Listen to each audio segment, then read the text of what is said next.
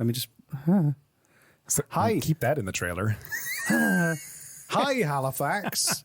It's me, Reese, from Canadian Politics is Boring, with Jesse from Canadian Politics is Boring. Hello. And we've got a live show. We should have run this. Reese loves improving. We've got a live show do you in hear it? person. This totally sounds scripted, doesn't it? Yeah. No, we're finally doing a live show in person, in the flesh. If you are in Halifax, Nova Scotia, this Thursday, August the 19th at around 6 p.m. ish, we will be in Grand Parade in downtown Halifax, performing on stage the Halifax Trivia. Ultimate Halifax Trivia. Or Ultimate Halifax Quiz. This is a really good trailer. I messed this up so much. It's fine. So Reese is going to come up with questions for about Halifax, and me and other participants, other comedians are going to be tested, and for a undisclosed prize that he's going to present to the winner. It's free.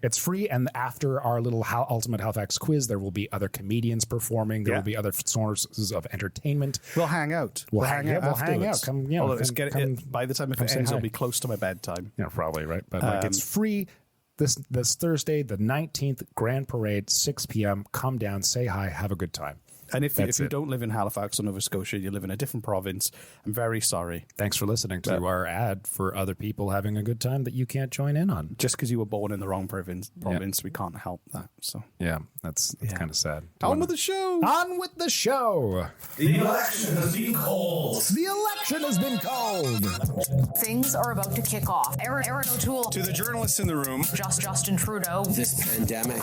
After months of speculation. Federal election. Now is not the time for an election. Buckle up and get ready to ride the pandemic election roller coaster.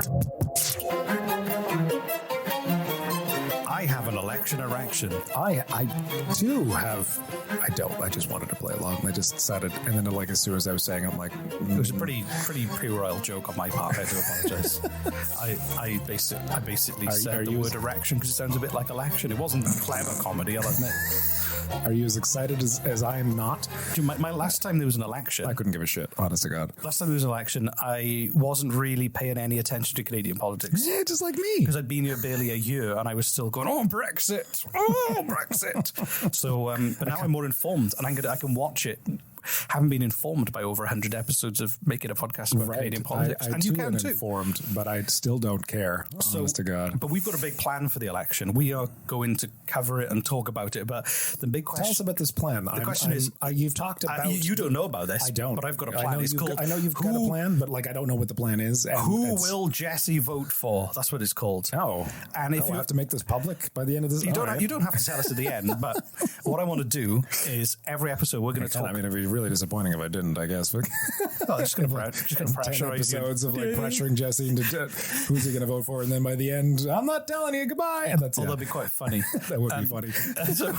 So the idea is that every episode I'll talk to you about the leaders and the policies and the topics, and as things go. Are we doing like a well fuck act, like a series of days? No, it's not going to be every day. It's going to be still weekly, or maybe we'll do bonus episodes if something crazy happens. Maybe we'll just record it into a phone on the go and release it, just so as a kind of a meeting. So basically, no structured format moving forward with this, but we will cover it as necessary. Yeah, a jumbled mess. Okay, a jumbled mess for the election. That's what relevant jumbled mess is for the election is what you can expect from us, I guess. Also, I want all listeners who are undecided, or if you're thinking about of changing your mind, they want to listen to our show. No, whether or not they want to vote or who they're going to vote for. Reach out to us because we'd like to get an idea of like swing votes. Yeah. So let us know if you're undecided or you're kind of thinking you're going one way or not the other, or you're thinking of changing who you vote for. And I will convince you personally to not vote at all. And at the end, we can then talk about like who changed their mind and why, and just let us know. We just want this to be an interactive thing. Oh God, it sounds so boring. Okay, sure. Yeah, it won't be boring. The last thing it will be is boring. All right.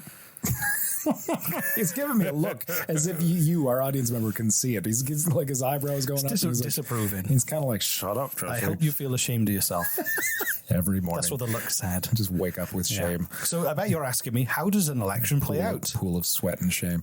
No, I don't care. Well, I'll tell you, Jesse. Fucking hell. So I feel like we're gone back to the beginning of when we started this podcast. Like It's just a big fucking, the whole thing is a wrestling match. It really is, man. Well, do you want me to explain to you how an election works in Canada? Because I'm going to tell you. You're going to tell me anyway. Fuck it. So the Governor General, do you know just take a nap. Governor General, GG. I've heard the term. I don't know what it means. I don't care. They have the power to dissolve Parliament.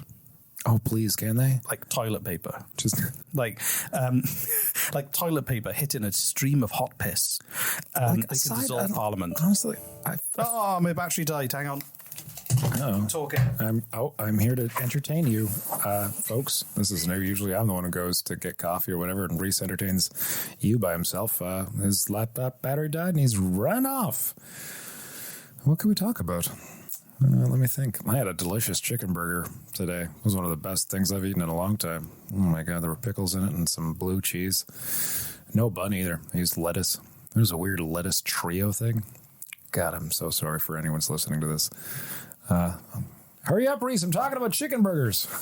I'm back. Reese is back with the... Just turn this back on. There we go.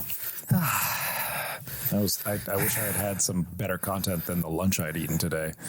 What did you have? I had a really... they do need to know again. Anyway. There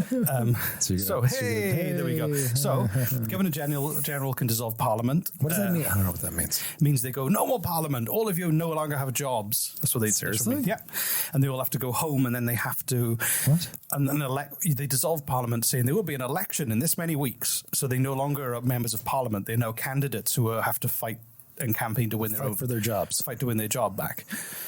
Is that happened? Yeah, that happens it hasn't. Yes, an election's been called. It happens every time they call an election. They dissolve Parliament. Back home, no job for you. Prove us you need a job. Go and get people to vote for you. I'm assuming the Prime Minister still is Prime Minister. He is. Okay. But it's only in kind of like a while campaigning, so it's kind of like a caretaker capacity until the election happens.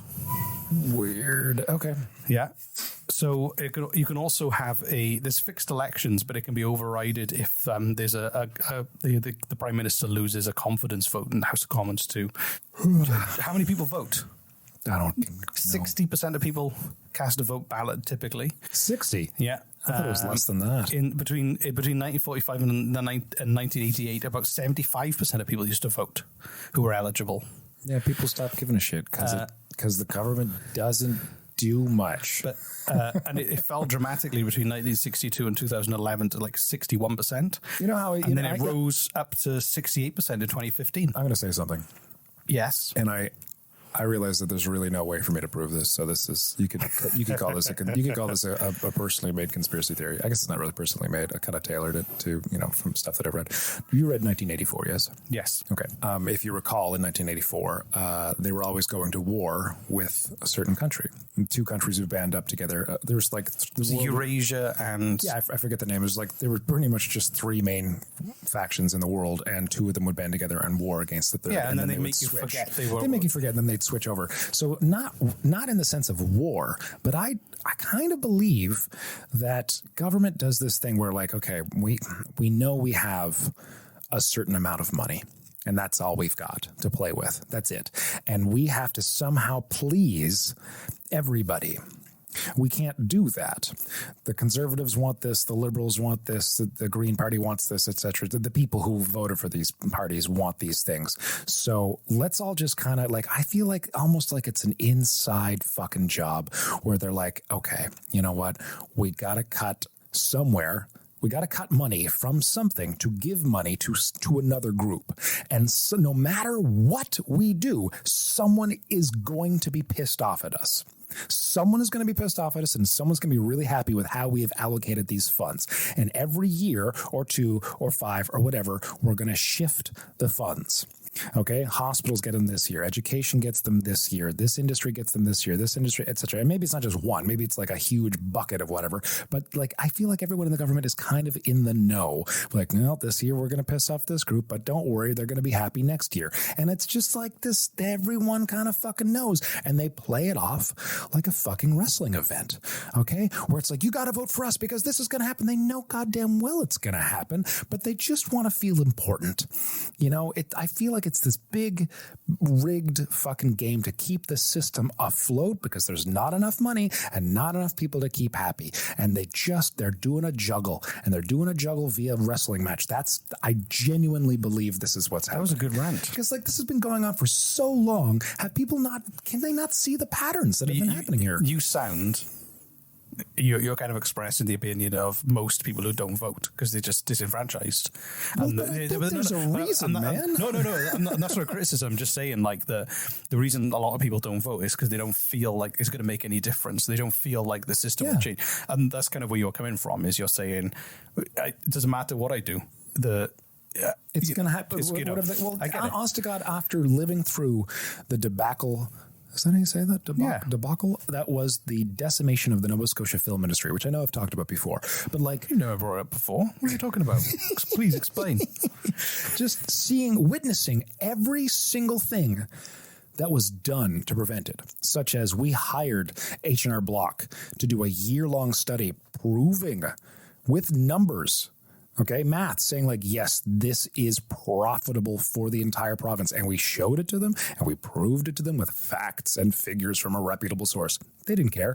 We wrote so many papers. We wrote so many essays. We went live we did everything humanly possible with logic. And we actually had meetings where we're like, look, we got to keep our emotions low. This isn't about emotion. This is about facts and figures and math and showing it to them. And we did that as we brought our emotions down. We showed them so much math, so many numbers, so many figures. Didn't fucking matter. They just, I spoke to them. I literally spoke to them before, like, as they were passing this bill, and they didn't give a shit. They didn't care at all. They just sat there, listened to all of us, and then did what they were going to do anyway. And to this day, no one knows why. Nobody fucking knows why. I think it's probably what happened was they made the suggestion and they didn't want to back down. Oh, there's what happens is people will make a suggestion, and then they'll go, we got this amazing, and everyone tells them they're wrong. And rather than go, oh, actually, do you know what? Maybe we didn't think this through. You're right. We won't do that. They go, no, this is the plan. Right, they wanted to just and it's kind of they didn't want to say they're trying to save face by just digging their heel in the dirt. Yeah, exactly. That's one of the options. That's one of the options that we came up with. You could give them as much evidence as you want and as many facts and figures as you want, but ultimately, when it comes down to it, I actually wrote, like, this is one of the things that a speech that I wrote and I gave in.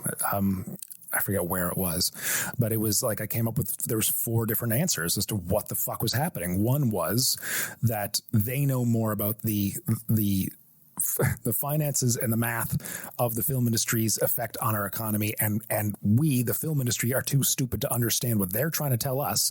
Doubtful. 2, that we know more about it than they do, and they just can't grasp what we've been telling them for like a year and a half. 3, they have a hidden fucking agenda that they're just not telling us.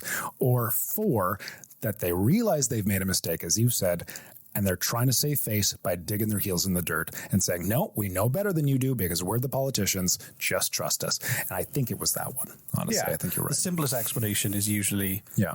But like, again, like why, like a year and a half and so much work, and it made the smallest, tiniest of dents, basically to shut us up and get the fuck out of their faces, you know? And so like, yes, I'm a disengaged, what's the word you looked for? You used disengaged voter. Yeah, of course. Cause like, I feel like it doesn't fucking matter. They're going to do whatever the fuck they want anyway. Yeah. Even if I vote someone in who makes 1,000 promises, there's no guarantee they're going to do any of those promises once they get in. There's no system in place that punishes them for not attempting their promises that got them voted. They don't get voted next time, I guess. Yeah, you know, but like while they're in, they can do whatever the fuck they want. It's the one thing you do have. One thing, yeah. So if you put all that energy into organizing people in the community to vote or not vote for people, that's how you do it. That's the one thing you do have. Yeah, but it doesn't seem to be working, does it? Well, only because the system only works like if voting levels are low, if voting levels are like 60%, then it doesn't work, because essentially you think if a party wins with 35%. But hold on, you're saying that like before, when it was 75-80%, that it was working better? It went down because it wasn't working. No, it went down because people thought, like, why the fuck are we doing this? People were disengaged, you know. But also, don't forget the generation who were voting and coming out to vote all the time had just fought in a big war, and lots of people had died and had this experience, and had just defeated dictatorships. And then also there was the rise of the USSR and kind of communism and on the kind of authoritarian governments there. So for a lot of people, it was like democracy, where this is like a guiding light in the world. We've seen terrible things, but this is good. This is good, so whereas me and you haven't had that same experience, like, thankfully. As far as we're like, whatever. Oh no, my Nintendo Switch batteries died. Those are our problems. So of course people aren't engaged because their life experience is very different. And you can take someone who has had a horrifying experience with fire, and they could try to put out the fire with mayonnaise and find out through that horrifying experience that mayonnaise does not work very well at all as a fire suppressant. And then you could take me, who did not have a horrifying experience with fire, and I could still discover that mayonnaise is an awful fire suppressant. I don't need an awful experience to tell me the government doesn't fucking work very well. No. I guess it's not that it doesn't. I'm not saying that like the more if people vote. If 100% of the eligible voters vote, it's like it's something to do for old people. No, but the problem is that the less not voting, I mean government. Yeah. But the thing is that if nothing else in their life other than like a boys' club to pat each other on the back, let's see how many votes we can get. But that's the thing, though. If you could bring out.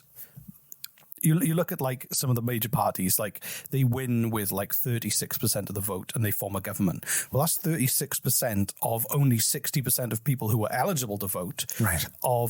Of everyone who isn't eligible to vote. Yeah. You think that's a tiny percentage of the population really who get to decide everything for everybody else. Yeah. So if it's at 60% and 36% voted for the government, more people didn't vote than voted for the government.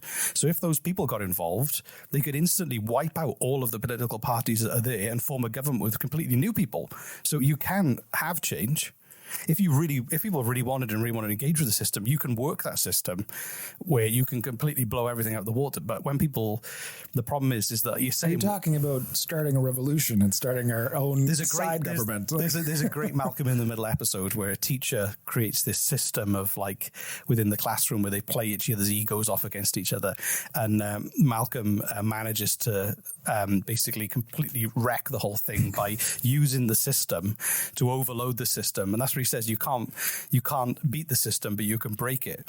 So essentially, you can, if people are really that disenfranchised, they could all turn out one day and vote for some completely new party and do it. It's just that it's not disengaged with who they're voting for. It's disengaged with the system itself. But the system is... If every single insurance company you have ever dealt with has fucked you over, will you continue to buy insurance if you don't have to? You just got to try that other insurance company. Really? 1,000 insurance companies for the past 200 years have fucked you over. You're going to convince me to buy... You just got to try this new insurance company. Like, you just got to get more involved with the insurance companies. But that's what I'm talking about. If you approach it from the point of view where...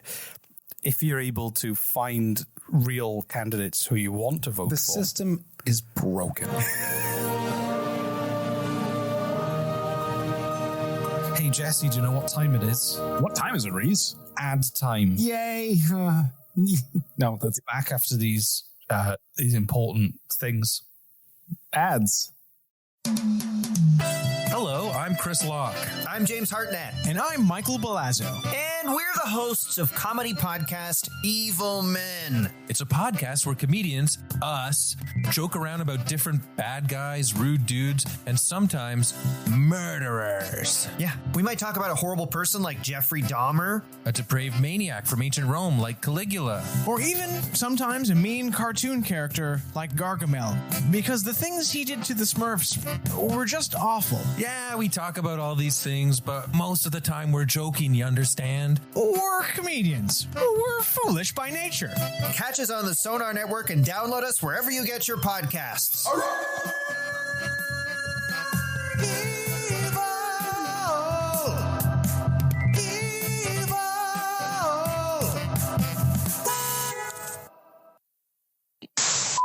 Hi, I'm Everardo Ramirez. I'm a comedian, I know, and I want to tell you about my new podcast, I know. It's called Public Access Podcast. It's a limited comedy anthology series out now on the Sonar Network.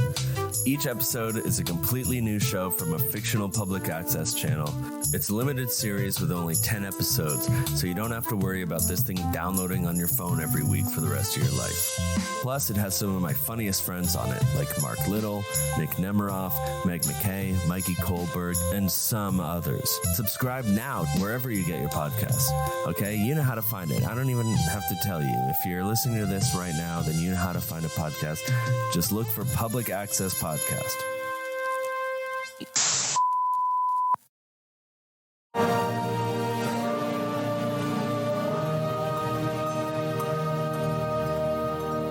The system is broken so much so that the answer is not we need more involvement with this broken system. We need a different system. I don't know what the new system is. I'm not an economist. I don't know what kind of, I don't know. I just, all I see is this broken jalopy with smoke pouring out of its engine rolling down the road. I don't know how to make a better car or a new car. All I know is I can point with confidence at that car and say that is broken. And people will say, fine, make a better car. I'm like, I don't know how to make a fucking better car, but I do know a broken system when I see it. And this is a broken system. But the thing is that you look at politicians, they are the same cross-section of everybody else in society. The question to be answering at the end of the series is not who is Jesse going to vote for, but should he vote? I was going to say, if you're being inspired to vote by this, but no, my point I was going to make is that politicians are the same cross-section of society as everybody else. Some of them expose themselves on camera. Some of them... You know who you are. Yeah, some of them are awful people making cynical decisions to line their own pockets. Some are genuinely ideologically driven people who want to make the world better. I don't think so. There's going to be some people who are like that. Are fine. You can't say that, there are some people who are really driven by purpose. I'll agree with that. Yeah. And there are some people who are incredibly smart. There are some people who are coasting based on privilege and are in that position. Like, I really like Jagmeet Singh. However, because he's got some really nice policies he talks about, and he seems to genuinely care. But then he goes on these rants of attacks on Justin Trudeau and other politicians, and I'm just like, I can't get behind that. Like, it's childish. It's fucking childish. Also, I kind of think that it's not the politics and the politicians solely that have trashed people's opinion of the system. The system we live in, you look at the cost of living and wages, it's not an easy time compared to our parents. Oh, please. But that's something that plays in. Name one year in the past 100 years that was an easy time. No, but what I'm talking about is that the disparity between the cost of living and wages was very different in the 70s and the 80s. Oh, in the 50s and 60s too. Yeah, exactly. So now we're if you were a 21-year-old, you could leave your mom and dad, you could go and get a job and then buy yourself a house. Yeah, exactly. That was the thing you could do. But you look, we're like people our age and younger are the first generation who are worse off than their parents, who are retired. I don't know, we're the first generation, but we're the generation in a long time. So like, generally speaking, the system is, and I think a lot of the apathy right now, especially with, and always is with younger people, they're either disengaged because the system isn't working, so they don't want to engage with it. Well, the only people that are being benefited from voting in politicians are the politicians. And young people aren't like, it's not like every time a young person votes, they suddenly get a windfall. Do you know what would fix it? The system in Denmark, it's illegal to donate money to political parties. Oh my God, that would be perfect. So what happens is... people will find a way. People will fucking find a way to secretly, hey man, you want to go for coffee? Let me leave a $200,000 tip on the table next to you. This person's a new finance minister because they bought me a latte. Right. But what I'm saying is in Denmark, what happens is they go, great, you're a large political party, you're allowed to run a campaign. Here is your set budget that is given to you by the government. Right. Here is your 6 slots on primetime TV. Here are your 15 radio slots. Here's this, and they go, this is your campaign, and here's the money. So they then have to campaign like that. You can go out and knock doors as much as you want. But you can't accept money from business or interest There's no fucking groups. way that's not happening. There is no fucking way that's not happening. But if you did that, and you had that system, then it would mean that when a politician, to get elected, if you need to buy the loyalty of all these groups who help fund your campaign and kind of get you there to the position where you can actually get almost voted in and then get voted in, and you're in the debt of lots of interests. If you could do it without that, then you've got a much cleaner slate to make decisions based on what can you do? 'Cause honestly, I think that any politician who becomes prime minister genuinely wants to leave a legacy where they're loved and adored, and people want to build statues of them. That's the problem, man. No, but they Their want ego's in the that. way. They want that, and I think the problem is that they're human, and all the other interest groups that got them there in the first place warp their perception of what they can do. Oh, of course. Party Corruption's politics huge. warps it. I had an idea that I'm actually curious as to why it hasn't happened. Okay, so boy bands in the 90s? Yes. Okay, in the early 2000s, boy bands were a thing, and they continue to be a thing in Japan and Korea, and I don't know why, but they are. Okay, but they are curated. It's not like all these guys are friends from high school and they're all just perfectly fucking chiseled, gorgeous men. They're cast like in a movie, yeah. They're cast in a movie, okay, to see how well they get along with one another, to see how well they look with one another in a group. Can they sing, etc., etc., etc. And then they want to make sure they can all sing certain pitches, and they want to make sure that they're attractive to a certain demographic. This is not just cast. This is I don't want to say manipulation. This is a formula. These people in the music industry, it's brilliant. They know what they're doing step by fucking step. Oh, even the pace of the songs and the lyrics, everything. Everything is curated and formulated to the point where they know it's going to work before they even do it. Okay, and they do it. Now, why hasn't that happened in government? And maybe it has. No, they do. I think they do it all the time. But I'm talking like this. You're right. Ego gets in the way. Ego definitely gets in the way when people are elected, because I have to make everyone love me so that I can get reelected. Fuck that. What if a party, formulated a politician to be elected? Okay, like there are things. No, but I think that's what they do. They do that. Let me go on a little mini rant here. Okay? Well, on top of the other 5 mega rants. Just a mega rant. This is a mini rant. My mega rant. Yeah, mega rants. Yeah. So what if they're like, we're going to take this guy and his name is Bill Schneider. I don't know. I'm just going to Old Willie Schneider, right? And we're going to create a public image of him. Okay, that will get him elected, because we know right now that these people are voting more than these people are voting, and these people vote this, et cetera, et cetera. So we're just going to put everything towards this. And we know how to get him elected. We know how to manipulate the system. We know how to manipulate, all the media. And by manipulate, I mean, well, fucking manipulate. Yeah, it's propaganda, right? It's not, it's not rocket surgery, No, you're not going to call me on that? I'm just staring at you blankly. Rocket surgery. It's not brain science. So they get him in and they get him elected. Willie Schneider. Willie Schneider, right? And no matter what fucking promises he made, it doesn't matter.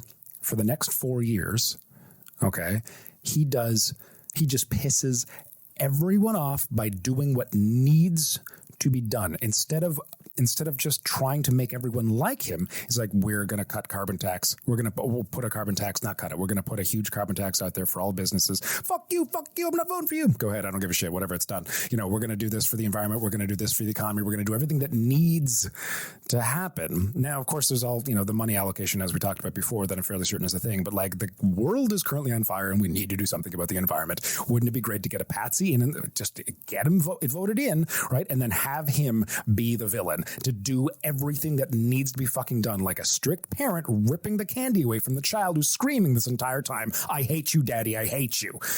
It needs to happen. So what you're saying is we need some kind of aggressive dictator to tell us what we need. What we need is a.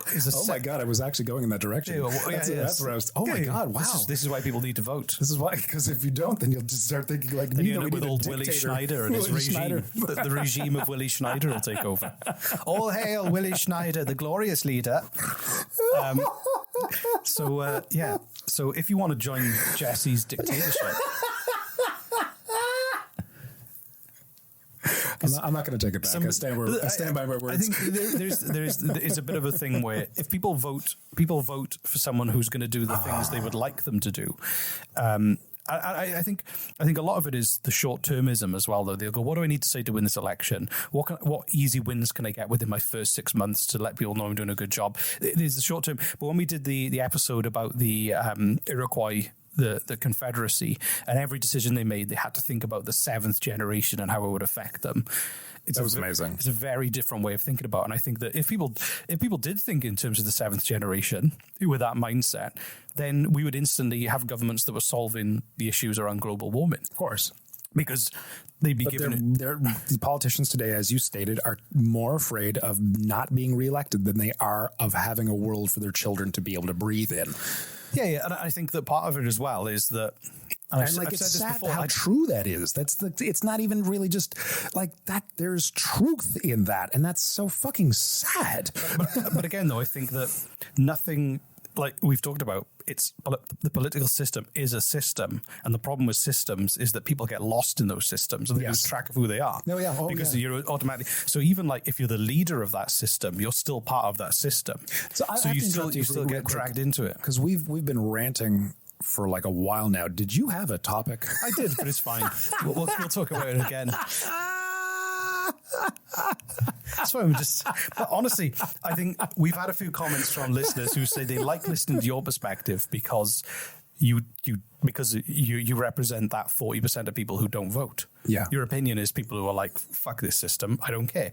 I haven't, it won't, what can it's it do? It's not that I'm against government. I'm against a broken government. Yeah. And I think Denmark, maybe I'd like to learn more about how the Denmark. Maybe you should move to Denmark. The Danes. Maybe we should talk about the Danish system. But anyway, my point is that this is why you, one or two listeners in Denmark. This is why I want you. Hello, by the way. Hello, Danes. Hello, you beautiful Danes. This is why, that's a good t-shirt.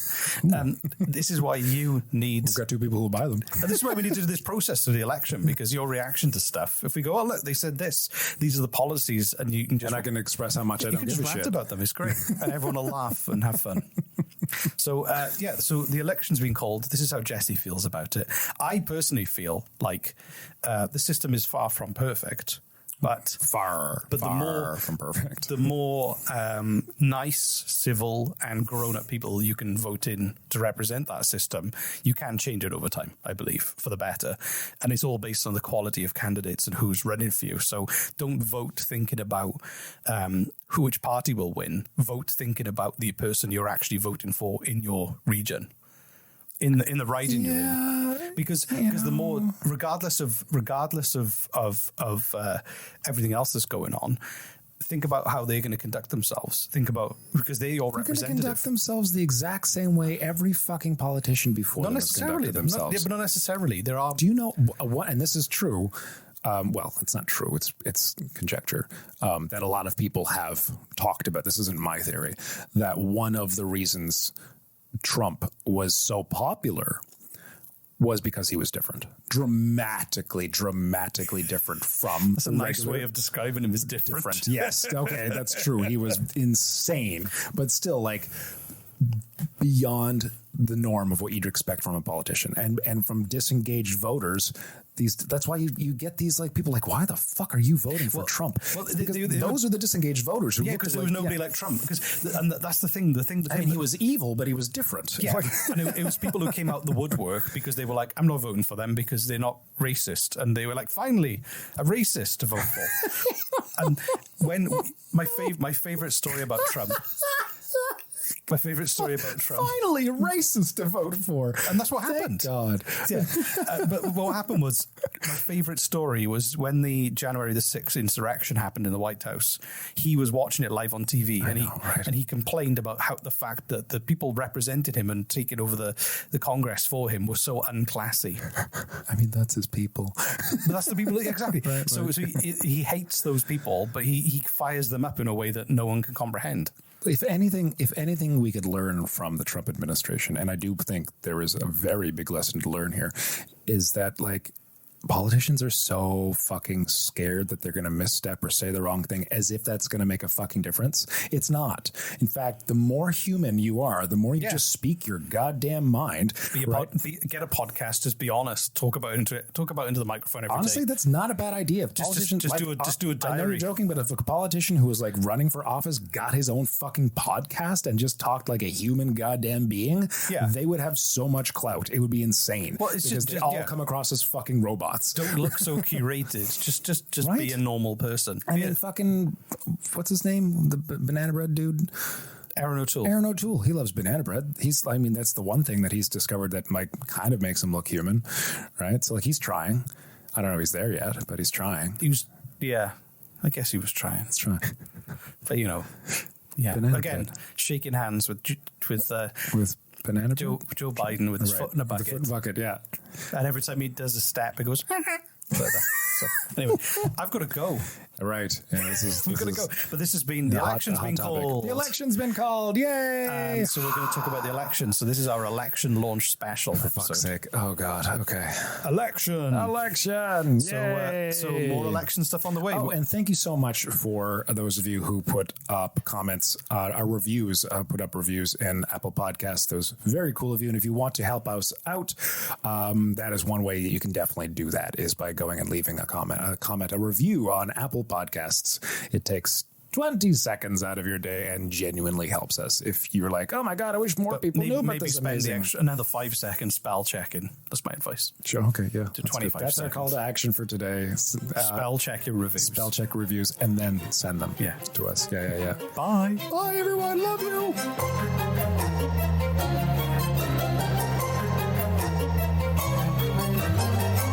Things are about to kick off. Aaron O'Toole. To the journalists in the room. Justin Trudeau. This pandemic. After months of speculation. Federal election. Now is not the time for an election. Buckle up and get ready to ride the pandemic election roller coaster.